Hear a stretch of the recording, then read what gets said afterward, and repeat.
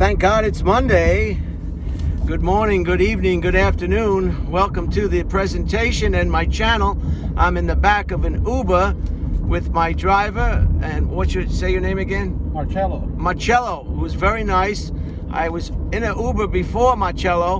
It was a young woman, very nice, Stephanie. I asked her if I could take my mask off to make a video. She said that would be okay if you lowered the windows. I said no, that would affect the quality of the video. So I asked her to drop me off, and I took another Uber that was more complimentary. I told the driver, say it again, I'm sorry. I don't want to mispronounce your name. Oh, you got Marcello, yeah. Marcello.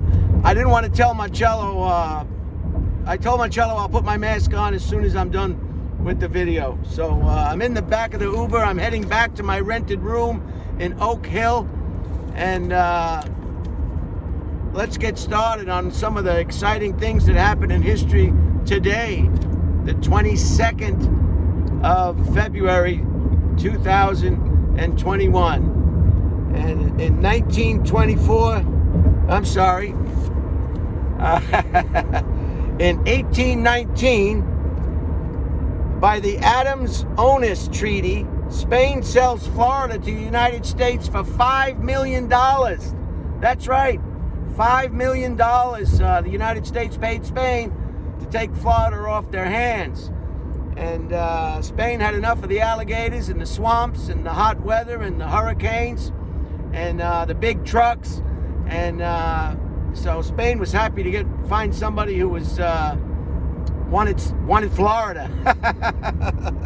In 1889, President Grover Cleveland sent the bill admitting North Dakota, South Dakota, Montana, and Washington as U.S. states. 1889, and he was the 24th president of the United States. And do we really need a South Dakota and a North Dakota? Shouldn't that just be one big state? I mean, come on. Why are you chopping it up? 1924, President Calvin Coolidge was the 30th president of the United States, and he was the first president to broadcast from the White House on the radio. So I don't know how this video is coming about. I'm having trouble. I have to hold the joystick. Is that what they call it? Or a selfie stick? Not a joystick. A selfie stick while I'm in the back of the cab. And of course the vehicle is in motion. So I hope this doesn't give anybody with, some people have disabilities where too much motion will give them a headache and spin them out of control. In 1997, in 1980, it was a miracle on ice, and I'm not talking about some Disney rated G phenomenon. This is a miracle on ice. Was in Lake Placid, New York, at the 1980 Olympic Winter Games. The United States beat Russia in a dazzling upset, 4-3, and to go on to win the gold. And if you ever watched hockey, if you don't know anything about hockey, it's the greatest thing in the world. My father loved to watch hockey. Hockey just keeps going. There's nobody throwing a flag. There's nobody yelling at anybody because they said something to another player and hurt his feelings. There's no out of bounds. They just keep playing. And they even fight. They have disagreements that lead to brawls and fist fights, and nobody throws a flag. Nobody gets upset. It's just part of the game. I mean, they're in the heat of the moment. They're excited. The adrenaline is flowing. They get into a fist fight. Big deal. It gets broken up. They go in penalty boxes, and the game continues with a power play. Unbelievable. Maybe the NFL should watch some hockey games and stop trying to make this NFL something it's not or should not be. 1997, they cloned that sheep named Dolly. That's right. This happened in, where did this happen? Roslyn, Scotland, this happened. Remember that sheep? Remember the sheep? Yes, sir. Sure do. The sheep was named Dolly. I think they should have named that sheep something a little bit more strong. Dolly seems kind of a weak name, but it was a sheep.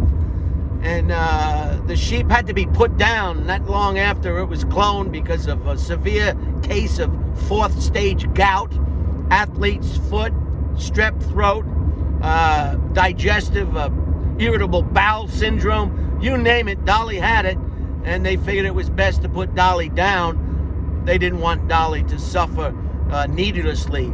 So what do you expect when you start playing around with Petri dishes, cloning a, you had no business cloning the sheep to begin with. We got enough sheep. You don't need to make more sheep.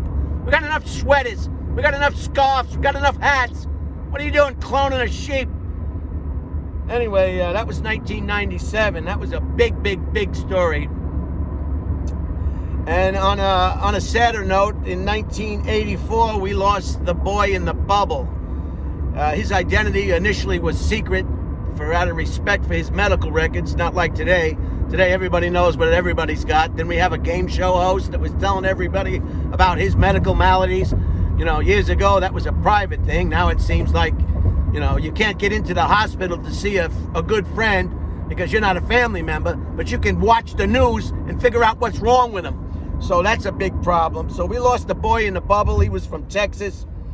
After he was leaving the bubble, after he left the bubble, he died 15 days later. He had an immune deficiency to a max. He was susceptible to every germ there is. Hand sanitizer wouldn't have been good enough to save this gentleman.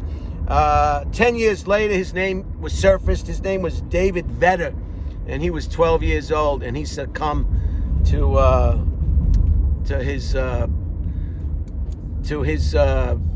his medical problem, and they took him out of the bubble to give him a bone marrow transplant, and by doing so, he got infected and he died. And so that's I usually don't like to bring up morose items of interest, but this was such a big story, and it remains.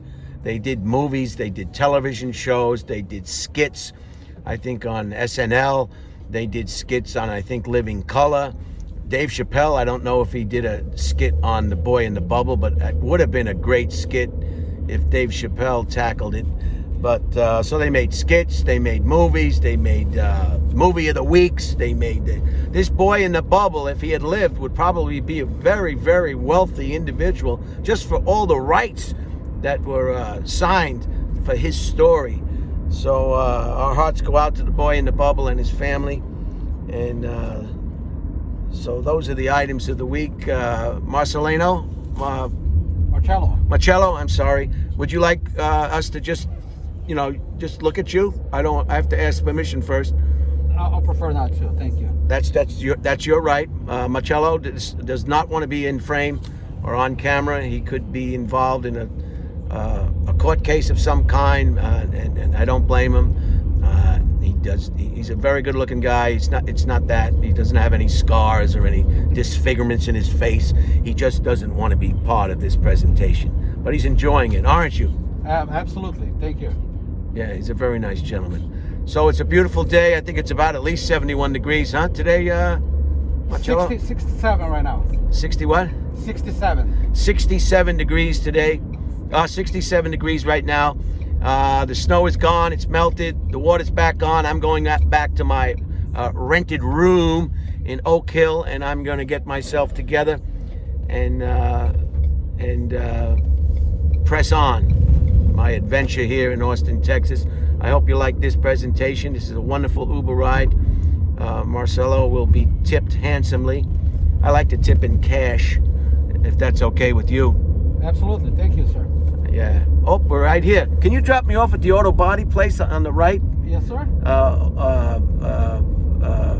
Right up here. It's Oak Hill Body and Paint on the right.